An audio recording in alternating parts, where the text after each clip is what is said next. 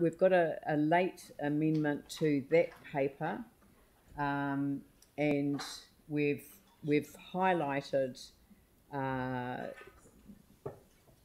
change to the financial delegation. So I'll get staff to explain it, but we've added in that where the chief executive has to exercise this power to commit the council to financial transactions in an emergency that doesn't meet the test of a state of emergency, which is when those powers would normally kick in, then the mayor has to sign off as well, and it must be reported to the Finance and Performance Committee.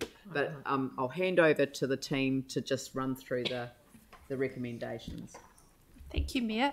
First of all, I just wanted to introduce Miriam El-Samir, who's one of our legal counsel that joined this year, and she's helping to dive into delegations this year, which is great. So you won't just see me from now on. So Miriam did the work on the two main parts of the report, which is just updating the Treasury delegations and the rating delegations.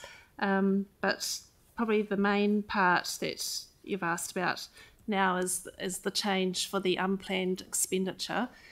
So we've just made some slight tweaks following our discussions this morning on that, and that provides that where there's an unplanned expenditure, for example, with the Christchurch wastewater treatment plant fire, that we'll follow those.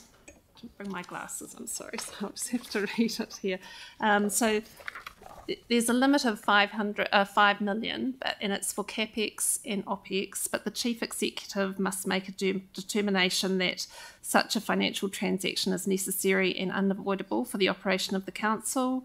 The expenditure is required under urgency to respond to an unexpected event, and that no existing budget is available for this expenditure, and that the Mayor approves the exercise of the delegation. And then once that has been exercised, there will be a report back to the Finance and Performance Committee. So there is an unlimited delegation to the Chief Executive at the moment where there is an emergency, but it must require a declaration of a state of emergency or a transitional period. So that is why that doesn't apply at the moment. The other thing that we've added in there, just as a further note for the Council, is to note that the costs in relation to the fire at the Christchurch wastewater treatment plant will be recovered from the Council's insurance policy. Yep.